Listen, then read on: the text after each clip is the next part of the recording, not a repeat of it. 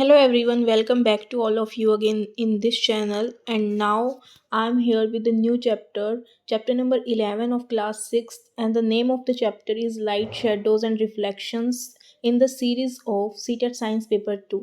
So start करते हैं आज का हमारा नया चैप्टर। उससे पहले आशा करती हूँ कि आप लोगों ने पुरानी सारी क्लासेस देख भी ली हैं और उनके मॉक्स भी लगा लिए हैं, क्योंकि मॉक्स के बिना तो एनसीईआरटी अधूरी है। ठीक है, तो स्टार्ट करते हैं आज का चैप्टर हैं। उससे पहले अगर आप चैनल पे नए हैं तो please do subscribe my channel for the further videos for the CTET science paper 2। So start करते हैं। इस चैप्टर में हमें क्या पढ़ना है। सबसे पहले हमें पता होना चाहिए कि जो चैप्टर के अंदर मेन टर्म्स हैं वो किस फॉर्म में है और उनकी क्या डेफिनेशन हो सकती है, यानी वो वर्ड दिखने के बाद आपके माइंड में क्या इन्फॉर्मेशन आ रही है, that is more important. So start करते हैं। इसमें सबसे पहले आप देखेंगे ल्यूमिनस ऑब्जेक्ट्स। तो ल्यूमिनस और नॉन ल्यूमिनस ऑब्जेक्ट्स होते हैं हमारे। ल्यूमिनस ऑब्जेक्ट्स वे होते हैं जो अपने अंदर से लाइट एमिट आउट करते हैं। ठीक है, फॉर एग्जांपल हमारा जो सन है, जो ट्यूबलाइट है, यानी जो चीज़ें हमें लाइट का सोर्स देते हैं। ठीक है, यानी जो लाइट के सोर्स होते हैं उनको हम क्या बोलते हैं, luminous. Whereas if we talking about non luminous objects, तो वो कौन से होंगे, जैसे हमारी table, chair, sofas and all other things. ठीक है, यानी वो सारी चीज़ें जो अपने अंदर से लाइट एमिट नहीं करती। तो जो लाइट के सोर्स हैं उनको हम बोलते हैं ल्यूमिनस ऑब्जेक्ट्स। और दूसरी तरफ जो हमारे बिना लाइट के सोर्स हैं, यानी जो हमें लाइट नहीं देते हैं, उनको हम क्या बोल देते हैं, नॉन ल्यूमिनस ऑब्जेक्ट्स। तो यहाँ पर आप रीड करोगे, objects like the sun that give out or emit light of their own are called luminous objects। ठीक है, नॉन ल्यूमिनस मैंने आपको अपनी तरफ से बता दिया है, वैसे आपको पता होना चाहिए। ल्यूमिनस का अपोजिट ही क्या होता है, non luminous. So again move करते हैं हम। यहाँ पे हमारी 3 टर्म्स हैं जो कि हम चैप्टर 4 में भी रीड कर चुके हैं। बैकग्राउंड वॉइस के लिए थोड़ी सी मैं सॉरी बोलूँगी, क्योंकि अभी फेस्टिवल सीज़न है तो सबके आसपास ऐसे ही पटाखे फूट रहे हैं। तो स्टार्ट करते हैं। यहाँ पर हम सबसे पहले ट्रांसपेरेंट, ओपेक एंड ट्रांसलूसेंट। ठीक है, ट्रांसपेरेंट ऑब्जेक्ट कौन से होते हैं, वो ऑब्जेक्ट्स जिसके अंदर से 100% लाइट पास आउट हो सकती है, यानी जिसमें से हम क्लियरली देख सकते हैं। सेकंड हमारे पास है ओपेक। ओपेक वो होते हैं जो बिल्कुल भी अपने अंदर से 0% भी लाइट को पास आउट नहीं होने देते हैं, यानी उनमें से हम कुछ भी नहीं देख सकते हैं। For example our metal objects. ठीक है, third one is the translucent. Translucent क्या होता है, जो ट्रांसपेरेंट और ओपेक के बीच का होता है, यानी ना तो उसमें से 100% लाइट पास होती है और ना बिल्कुल ही ऐसा है कि उसमें से 0% भी पास आउट नहीं होती है। तो इसमें से दोनों के बीच का क्या हो जाएगा, ट्रांसलूसेंट। ट्रांसलूसेंट में आप बोल सकते हो कि 50% जो लाइट है वो पास हो जाती है, यानी आपको ब्लर दिखाई देगा। सो यहाँ पर इसकी डेफिनेशंस दे रखी हैं, यानी जिसमें से आप क्लियरली ऑब्जेक्ट को देख सकते हो, वो अपने अंदर से 100% लाइट पास कर देता है और उसको हम क्या बोलते हैं, ट्रांसपेरेंट। ट्रांसलूसेंट जिसमें से पार्शियली लाइट जो है वो पास हो जाए, यानी 50% लाइट पास आउट हो जाए, उसको हम क्या बोल देते हैं, ट्रांसलूसेंट, यानी इसमें से आपको ब्लर दिखाई देगा। नेक्स्ट हम मूव करते हैं। ये यहाँ पर एग्जाम्पल किसका लग रहा है आपको, देख लेना। यहाँ पर मतलब ये हमारा ब्लर दिख रहा है तो ट्रांसलूसेंट का है। ठीक है, और बिल्कुल भी नहीं दिख रहा है तो वो ओपेक का है। सो इस चैप्टर का जो मेन पॉइंट है, यहाँ पर सबसे पहला हमारा है शेडो, और उसकी कैरेक्टरिस्टिक्स आपको पता होना चाहिए, क्योंकि उसमें हमारा जो स्टेटमेंट बेस पे क्वेश्चन आ जाता है और उसमें से ए बी सी यानी all are true, A and B are true and C false. I hope you are getting my point कि किस टाइप का क्वेश्चन फ्रेम हो सकता है यहाँ से। ठीक है, तो मेरे में यहाँ पर आया था शेडो के जैसे 3 ऑप्शंस दिए गए थे कि शेडो के बारे में क्या गलत है, उस चीज़ को मुझे फाइंड आउट करना था। तो यहाँ से वही क्वेश्चन फ्रेम हो सकते हैं, क्योंकि एमसीक्यू में तो बहुत इजीली हम कर लेंगे। ठीक है, what is exactly are shadows. Shadow होती क्या है और शेडो फॉर्म कब होती है। देखो, शेडो बनने के लिए ना सबसे मेन इम्पॉर्टेंट बात जो है वो है कि आपके पास कोई भी ओपेक ऑब्जेक्ट होना चाहिए। ठीक है, यानी जिसमें से लाइट पास नहीं हो रही। फॉर एग्जाम्पल यहाँ पर हमारा सन है या फिर बल्ब है या कुछ भी लगा लो आप, जो ल्यूमिनस ऑब्जेक्ट है जिसमें से लाइट आ रही है। हम किसी भी चीज़ को कब देख पाते हैं, जब उसके ऊपर लाइट फॉल करे और वो रिफ्लेक्ट होके हमारी आइज़ में आए, तो तब हमें वो ऑब्जेक्ट दिखाई देता है। अब यहाँ पर हम बात करते हैं कि ये सन है। ठीक है, और ये कोई भी ओपेक ऑब्जेक्ट है। ओपेक ऑब्जेक्ट है तो अब इसके क्या होगी, मतलब ओपेक ऑब्जेक्ट तो अपने अंदर से लाइट पास नहीं होने देता, लेकिन अगर इसके अंदर से लाइट पास नहीं होगी तो लाइट को तो रास्ता चाहिए। तो लाइट इसके सराउंडिंग्स से क्या करेगी, अपना रास्ता फाइंड आउट कर लेगी, यानी यहाँ से फाइंड आउट करेगी, जहाँ जहाँ से इसकी जिस शेप की ये बॉडी है, अगर हम हैं तो हमारे जो भी हैंड्स हैं, लेग्स हैं एंड हेड है, जो भी मतलब हमारे सराउंडिंग्स में उसको जिस शेप से भी आगे निकलने की मतलब रास्ता मिलेगा लाइट को, वो उसी फॉर्म में क्या हो जाएगी, अपना रास्ता फाइंड आउट कर लेगी। तो उसी की शेप में एक बलरी क्या हो जाती है हमारी, क्या बन जाती है, शैडो बन जाती है। शैडो कहाँ से मिली, आपको पता चल गया होगा मे बी, कि जो भी बॉडी होती है, मान लो ये कोई भी इंसान खड़ा है, ठीक है, अब इसके इसके आस आर पार तो लाइट पास नहीं हो सकती, तो इसके साइड से क्या हो जाएगी, रेज जाके मतलब उसके बाद वो सीधी हो जाएंगी, तो इसकी यहाँ पर शैडो बन जाएगी। ठीक है, शैडो हमेशा ओपेक ऑब्जेक्ट की बनती है। सेकंड पॉइंट, शैडो जो है वो डार्क यानी कि ब्लैक कलर की बनती है, वो कभी भी कलरफुल नहीं बनेगी। ठीक है, थर्ड पॉइंट, ये जो है आउटर बाउंड्री दिखाता है किसी भी बॉडी की जिसके सराउंडिंग से रेज पास आउट हो रही हैं। ठीक है, तो 3 पॉइंट आप यहाँ पर याद रखेंगे। हाँ, इसका साइज अगर पूछे तो साइज डिपेंड करता है कि जो सोर्स ऑफ लाइट है वो जिस ओपेक ऑब्जेक्ट की शेडो बन रही है उससे कितनी दूरी पे है। फॉर एग्जाम्पल अगर हम अपना लेके चलते हैं तो दोपहर के टाइम पे यानी 12 o'clock पे सन और हमारे बीच की डिस्टेंस मिनिमम होती है, तो हमारी जो शेडो बनती है वो कम बनती है। ठीक है, I hope you are getting my point. So next point पे हम मूव करते हैं। यहाँ पर इसके देखो आपको शेप की वो दिखा रखी है शैडो, यानी कि कोई इस टाइप का क्या होगा, कोई ऑब्जेक्ट होगा और उसने अपने अंदर से पास नहीं होने दी, तो इसकी सराउंडिंग से क्या होगी, जो रेज हैं वो साइड से निकल के आगे मीट आउट करगी। सो नेक्स्ट हमारा यहाँ पर है, ओके आप यहाँ से रीड कर सकते हैं इसको, आप साथ के साथ इसको हाईलाइट भी कर लीजिए। Shadow can be seen only on A screen, the ground, walls of A room. यानी कि शेडो कहाँ बनेगी, शेडो मतलब ओपेक ऑब्जेक्ट की बनेगी, और जिस चीज़ के ऊपर बनेगी आपको पता है आपकी जो छाया है यानी जो शेडो वो कहाँ कहाँ बन सकती है। अगर आप अब भी जो लाइट के सोर्स में बैठे हो तो आपको क्या मिलेगी, अपनी शेडो मिलेगी। ठीक है, सेकंड आप दीवार पे भी देख सकते हो, धरती में भी देख सकते हो, मतलब हर जगह देख सकते हो आप, जहाँ पर वो शेडो बन रही है वो एक स्क्रीन का काम करेगी। ठीक है, क्योंकि ये रियल होती है। Okay, move to the next point. ये वही है, किसी भी चीज़ पे बनेगी और उसको किस तरीके से हम देखेंगे वो एज ए स्क्रीन काम करेगी। ठीक है, next point is the main important point, a pin hole camera. So जैसा मैंने बताया आपको कि मैं एक टीचर हूँ, तो मैंने पिन होल कैमरे की एक्टिविटी अपनी क्लास में करवाई थी जब मैं 6th क्लास में पढ़ा रही थी।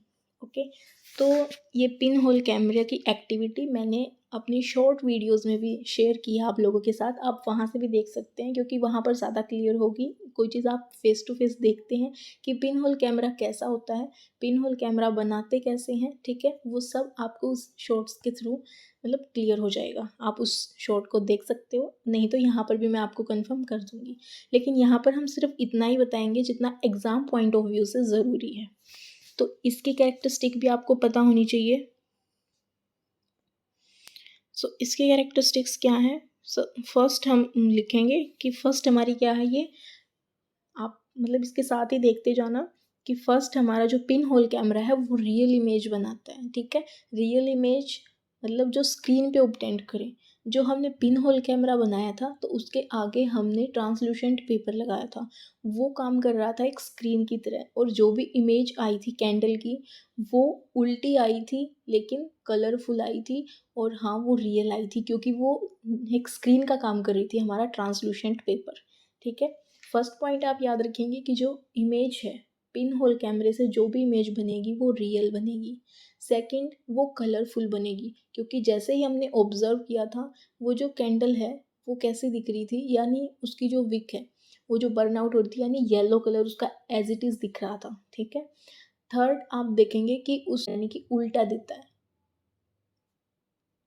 जो हमारा पिन होल कैमरा है वो इन्वर्टेड इमेज देता है, यानी कि उल्टी इमेज बनाएगा, अप का डाउन और डाउन का अप। ठीक है। उसके बाद फोर्थ पॉइंट हमारा आता है डिस्टेंस को लेके।